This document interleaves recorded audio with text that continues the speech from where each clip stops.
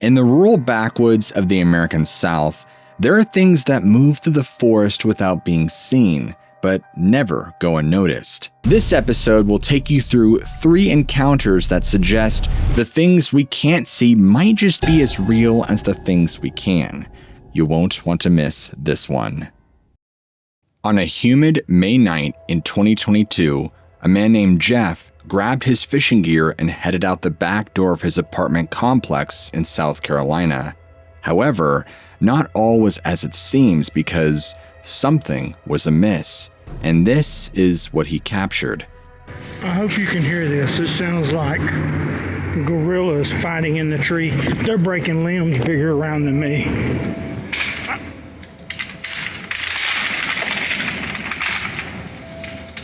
Jeff pulled out his phone and started recording, pointing it up at the trees where all this commotion was happening.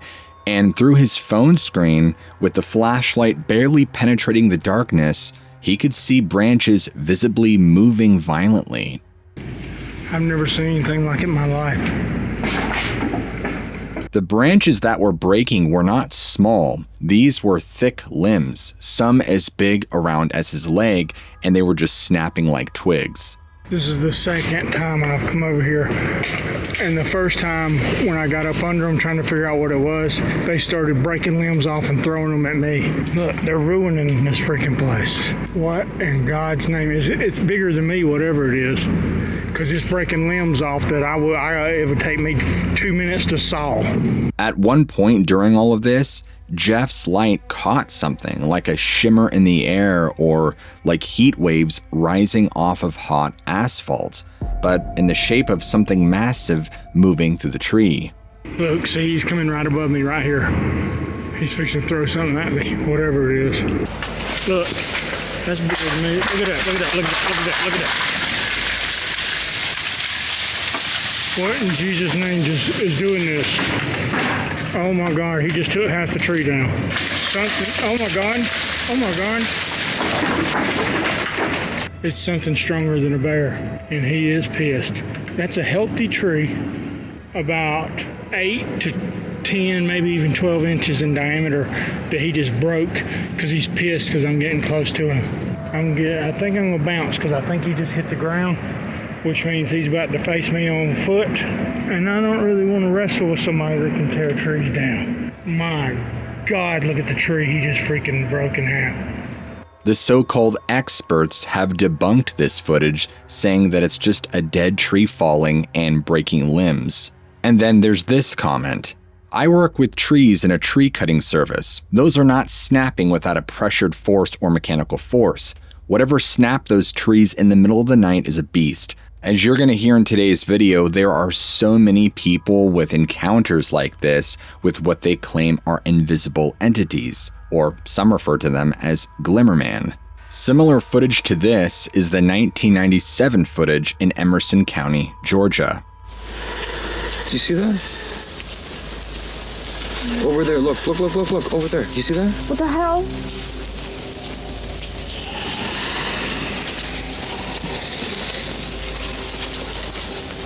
Wait. I don't like this. You see that? Right there. Look. Oh my God.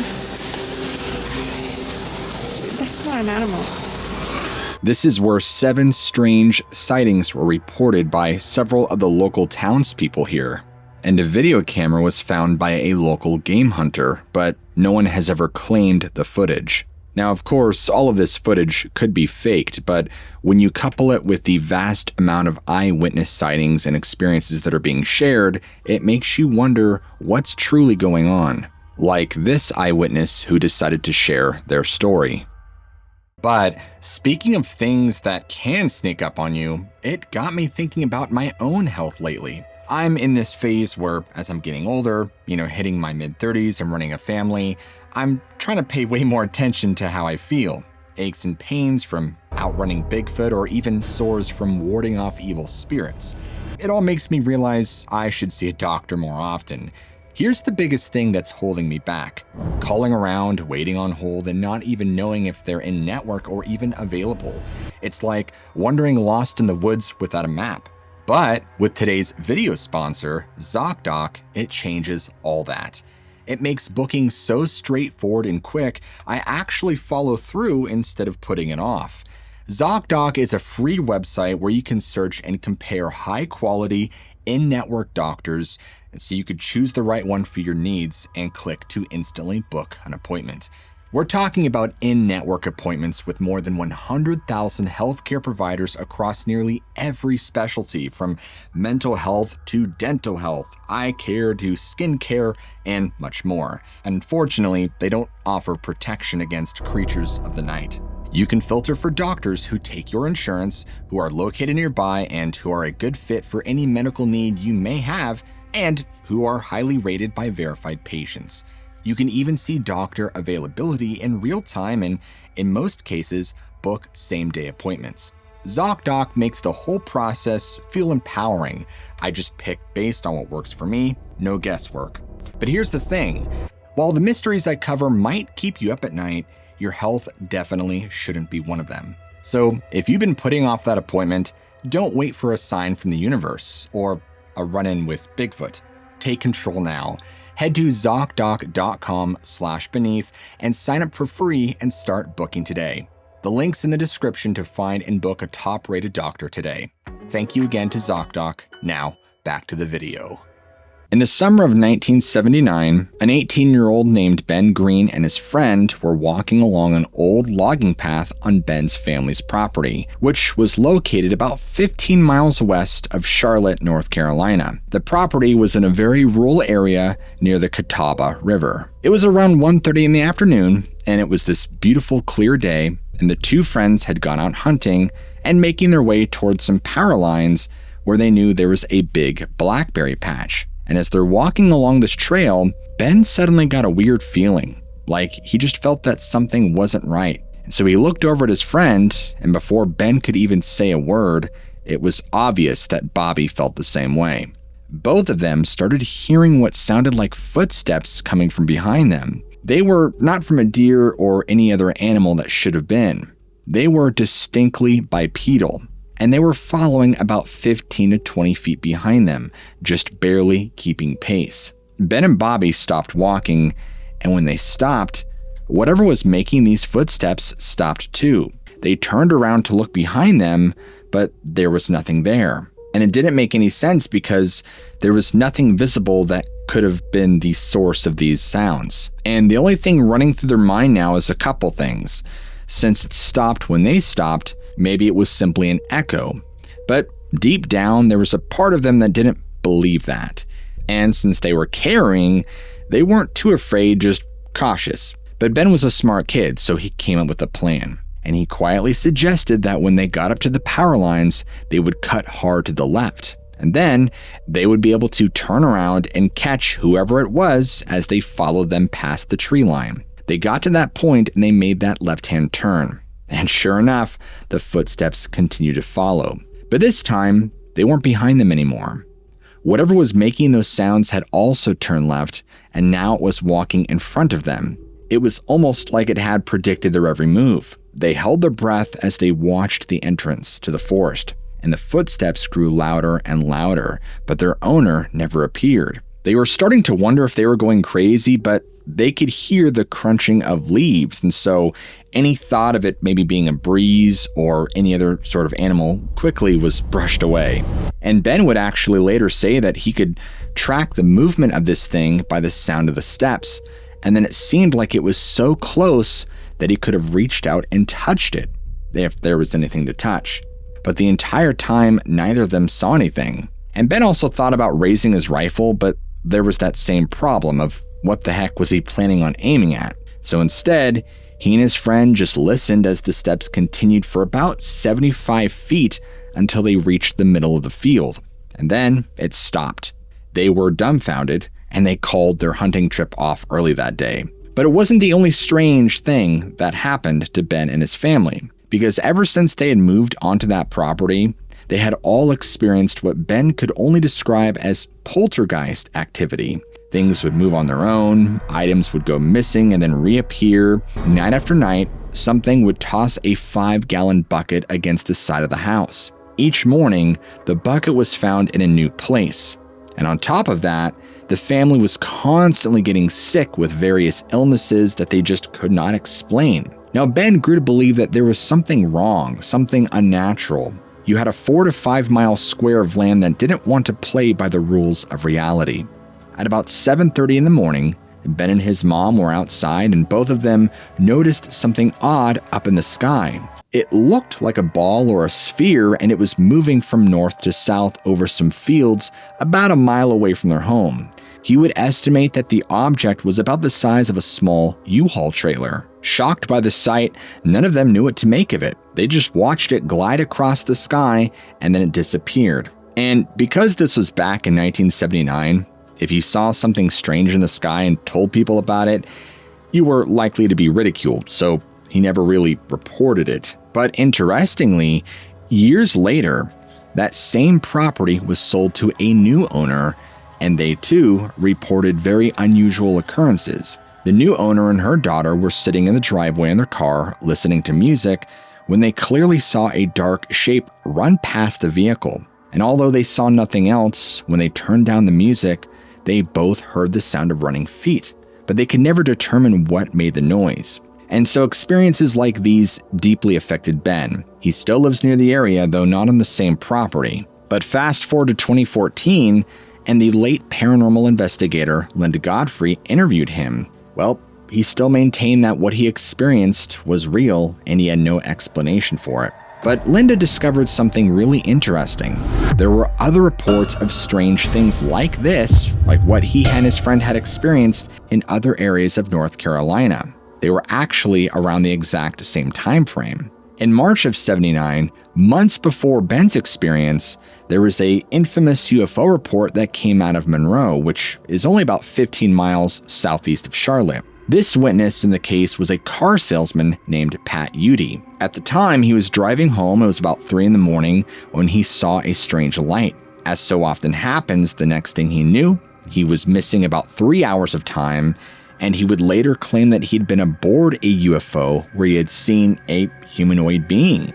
Pat, of course, admitted to drinking 2 beers earlier that evening, which a lot of skeptics pointed to as an explanation for his experience, but come on, guys, have any of you ever drank 2 beers and had that kind of experience? That doesn't even make any sense, but I digress. Pat, of course, maintained that he was never drunk and that what had happened to him was real. However, Pat's skin and eyes were clearly irritated, which he believed was caused by this encounter. Pat didn't come forward with his story right away either. He actually waited 2 years before ever reporting it. Pat Udy's story, while extraordinary, wasn't the only sighting reported in North Carolina in '79. There were at least 9 other officially reported sightings that year alone. So when you look at the consistency of the reports on the property over time, the new owners who presumably knew nothing about Ben's experiences, and other reported similar phenomena, we kind of start to draw a connection, don't we? Now, as for what Ben and Bobby encountered on that logging trail under the power lines, we may never know. Some people believe it was connected to the UFO, or others believe that this was simply a glimmerman or a cloaked Bigfoot, but it's all just speculation anyway. It defies our understanding of reality and remains a mystery. Famous photographer Alan Clark had his own experience with what he could only describe as an invisible entity. Be living with my friend Darren, who lives in Brentwood, and he again has an old home, a couple of 100 years old, on the same property of my friend Darren's house, both sides. So the Union and the Confederate armies both camped on his property, and there was an Indian burial mound at the front of the property. This old home. And when I lived there, one night, I remember the kids were over for the weekend. We had since divorced. The kid's mom and I had divorced, and I was living with Darren for a little bit. My room was right above the dining room, and it happened on more than one occasion. But 2 or 3 in the morning, and I was awake, as I'm usually a night owl, and the kids were asleep, and we were all kind of camping out in the room together, and I could hear chairs scooting around in the dining room for at least a solid 10 minutes, just moving back and forth. My friend was out of town in Asia, and he'd been gone for 3 months prior to that. I was the only one in the house when that happened. So, again, don't know what that was. But that house had a lot of things happen. Another occasion I can remember, finally another roommate moved in, and it was a friend of mine in a band called Bear Cub, great guy, Jesse. He lived in East Nashville. He would kind of party on that side and hit the bars on the east side, and then eventually end up back home. Somebody would bring him home. He would Uber or whatever home, And so finally he'd come in really late one night, and we all make fun of him because he's a hipster, but so am I guess. But he had those old kind of boots, with heels, just like the old school boots, like, in the old days. And you could tell when he was home because you could hear the heels, when he hit that second landing. And I'm still up. And sometimes when he had been drinking a little bit, he would come in and just kind of barge into the room to tell me something had happened that night that was cool or whatever. And so I was trying to remain really quiet so he wouldn't do that, because the kids were there and I didn't want him to barge into the room and be all like drunk telling stories. And so I was just like doing this, going, oh, please keep going. And so, the steps are like walking down the hallway and then pause in front of the door. And I was like, crap. And he then just kept going. And I was like, oh, thank God, now I can get some sleep. And so I think right before I went to bed, I texted him and I was like, wow, somebody's getting in late tonight. And he goes, what are you talking about? I'm still in East Nashville.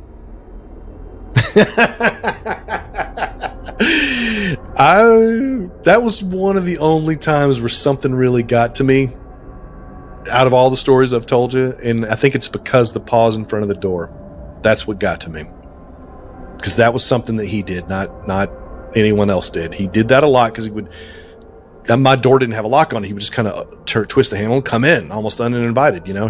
Anything could have happened in there. You know what I mean? And the pause in front of the door always bothered me. Always. Still does. And so I told you I've never been afraid, but that one kind of got to me because that was a very deliberate movement and stop. I didn't like the idea of that thing stopping in front of the door and pausing. In the summer of 1998, a woman in her late 20s named Rebecca was out with 3 friends in the rural outskirts of McMinnville, Tennessee. This is a small town in the southeastern part of the state, surrounded by dense forests and rolling hills. And on this day, Rebecca and her friends, which was one other woman and 2 men, were all driving around in her old Ford Bronco, and they were on a very rugged logging road. And suddenly, something goes wrong with the vehicle. Maybe it was engine trouble, or if they got a flat tire. Exactly what happened, we don't know. Whatever it is, they realize they're going to have to walk the rest of the way. But since they're all in good shape, they're in their 20s, they're not about to let a little car trouble ruin their day. And it's not like they're completely stranded in the middle of nowhere. They know that there's this main road about 2 miles away where they can get some help. And so they all get out of the Bronco and begin walking down the logging road through the woods. The 2 men in the group are walking up front, while Rebecca and the other girl follow behind them. And they're probably about 10 or 15 feet apart, just kind of staggered as they make their way down this road. After they've been walking for a little while, something strange happens. Rebecca and her friend can hear what sounds like footsteps. It sounds like there's something running up to them. And then they could hear heavy panting, like a large dog is coming up to them, running at full speed. Out of reaction, Rebecca jumps and turns around to see what's making the noise, fully expecting to see a dog or a coyote or even a deer or some other animal charging toward them. And before she could even process in her mind what's happening, this invisible force runs right between them, and they all can feel the air move as it passes by, and they could hear it run straight through the middle of their group, between all of them. And they all heard and experienced it because they all have this shocked look on their faces, and they're more than confused, they're terrified. But all they could do was continue their walk to the main road, looking around, wondering if this thing was going to come back. Well, later on, Rebecca learned that this area has a reputation for really strange occurrences. The property itself is surrounded by really dense wilderness, and not far from where they were driving is an old church with a graveyard. And this area as well is known for extensive caverns that run under the mountains in the area where anything could hide. And since this has happened, Rebecca has actually heard disembodied voices in and around the area. Other people who live there also have their own stories. People have heard horrific screams coming from the woods at night and other terrifying phenomena, but Rebecca's experience is another story that Linda Godfrey herself investigated over the course of her career. And now Linda found it really interesting because, unlike other sightings, this incident involved 4 people, all of whom heard and felt the same thing. Unfortunately, what it was, well, we'll probably never know. Demonologist and author Nathaniel Gillis had a very interesting hypothesis about all of this. Lloyd Auerbach was one of the very first parapsychologists that came to these conclusions. Not this conclusion, but this particular conclusion I'm going to give you. He had an investigation where they kept seeing this female apparition all the time. Same house, obviously, just walking around, there she is. And it's like, like researchers, they'll go 20 years without ever seeing an apparition. They'll do thousands of investigations and it's boring most of the time. They're just drinking coffee, hoping something churns up. Here we go. Apparition triggers. So he thought, he's like, you know what? This is starting to get annoying. It's not interacting with us, but we're witnessing it. Let's go to the camera and see if we have it on film. So they do. You know what they found out? That the camera was not capturing the apparition. The camera was capturing an orb. They weren't seeing the orb. They were seeing the apparition. Wow.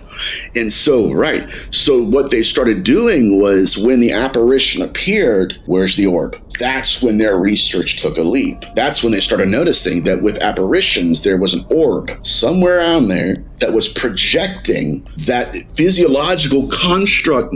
I'm getting passionate now. Was projecting the physiological construct in their presence. And so this is, and Josh Kutch and I were talking about this the other day, is it all lights? We don't know. We're just, researching it. But the point is, the orb was present and it projected an artificial construct of an entity, and people will have thought, I thought that was Deer and Edna. How about this? I thought that was Bigfoot. In the summer of 2012, a now 44-year-old Rebecca was sitting on the back porch of her home enjoying the warm evening air. She still lived in McMinnville, but she had since gotten married.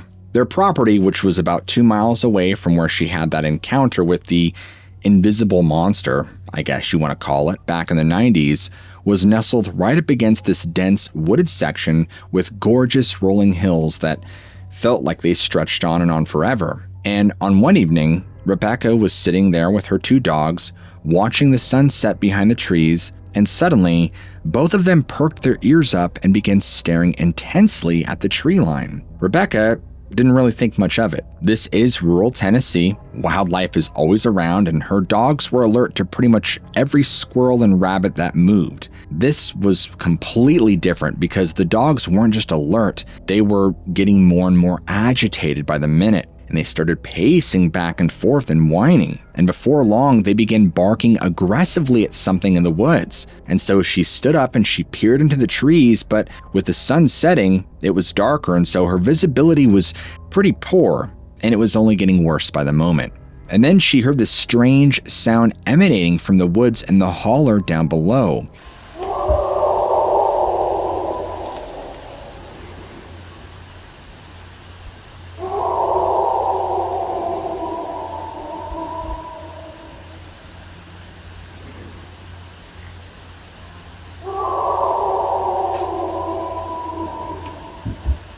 It didn't sound like any animal call that she had ever heard, because even foxes don't sound like that. It was so unsettling that Rebecca began to feel all the hair on her neck and arms stand right up. As quickly as she could, she went inside, she got her husband, who was in another room, working on some plans for a gazebo they were building, and she flat out told him about what she had just heard. So he grabbed a flashlight and the 2 of them went back onto the porch, but by this point the dogs were practically hysterical, barking and growling and just trying to run toward the woods, which was completely out of character for them. And as they stood there doing their best to calm the dogs down, they heard the sound again. Only this time it was louder and much closer. Her husband, completely unnerved by everything that was going on, raised his flashlight and shined it toward the tree line, but he couldn't see anything. The underbrush was just too dark and thick. Whatever it was could have been right there in the tree line, and they still wouldn't see it. Thinking that this was somebody trying to mess with them, he just called out, "Who's there?" there was just this moment of pure silence where even the dogs stopped barking, and they all heard what sounded like heavy footsteps that were moving away through the underbrush. That creeped all of them out, and so they're like, you know what, let's go back inside.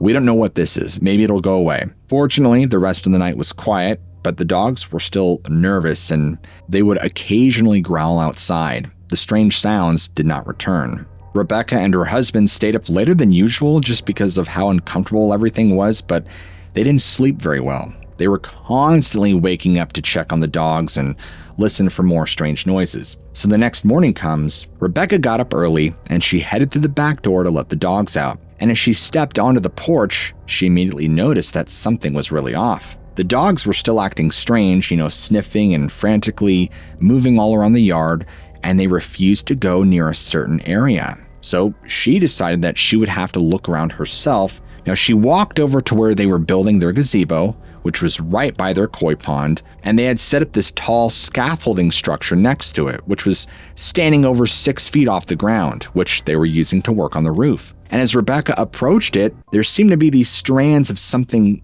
kind of wispy caught on the metal framework up towards the top. So she climbs a little ways to investigate, and sure enough, they look like hairs. And she takes a closer look. They're hairs, and they varied in color from dark brown to light brown to black. Some of the hairs were very long, some were around 7 inches in length, and each one was coarse and felt like horsehair, but they all had split ends. And as she's examining this, she notices something else. Near the koi pond was a flowering angel trumpet vine that she had been particularly proud of, and it climbed about 6 or so feet into the air, but every single flower had been stripped from it. Utterly confused by this, she continued to inspect the property, convinced that somebody out here was messing with them. But as she walked around, she noticed that there was a patch of soft soil, and in it was what appeared to be a footprint, a bear footprint. Not a bear track, but an actual human,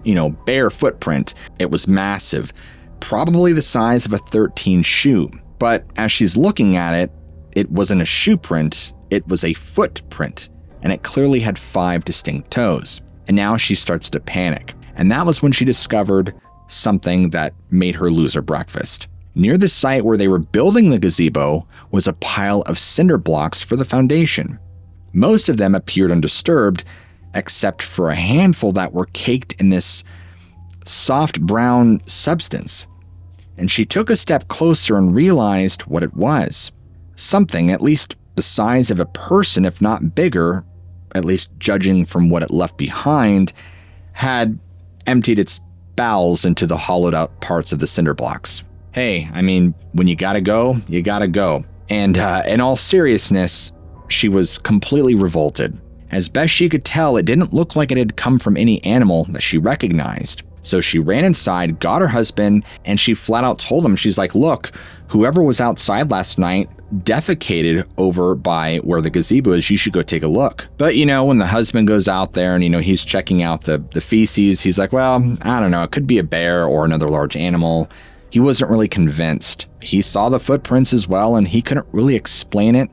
Nor could he explain the hair on the scaffolding that was well over 6 feet off the ground. But Rebecca had already constructed a scenario in her head. Something tall, bare feet had been out here harvesting the blossoms of her angel plant. When their dogs barked, this, whatever it was, by surprise, must have bumped its head on the scaffolding, leaving behind the hairs. Then either because it was scared or as a parting screw you gift, it then defecated in the cinder blocks. Now, Rebecca took photographs of everything. Well, a few days later, a contractor came by to help complete the gazebo construction, and as they're having casual conversation, Rebecca ended up showing him some of the actual hairs that she had collected.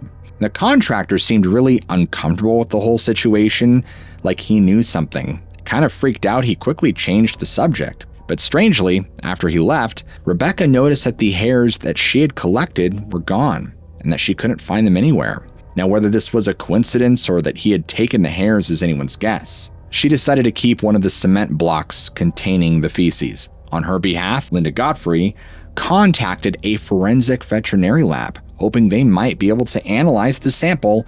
Linda was informed that the sample had likely deteriorated too much to provide any real insight, so there was no tests ever performed. So it makes us wonder, what exactly visited their property that night? Could this have been a Bigfoot? Or was it just some psycho oversized squatter? Or maybe something else entirely? There is speculation that due to the massive and very extensive cave system in the area, that this was some creature that might have used it as shelter or even as pathways to move throughout the region undetected. But whatever it was, the evidence it left behind, the hairs, the footprint, the stripped plants, and a pile of feces suggests that something unusual paid the couple a visit. And somewhere in the woods of southeastern Tennessee, it might still be out there, waiting to take a dump on your property. But in all seriousness, its identity remains a mystery. And because you guys made it to the end, I want you to all comment below, seeing is believing. So that way I know who made it to the end and who didn't. And if you guys enjoy storytelling like this, where we dive into strange cases of the mysterious and supernatural, what are you waiting for? Smack that like and subscribe button for more content just like this. And as always, never forget, I love you all, keep an open mind, and I'll see you all in the very next episode.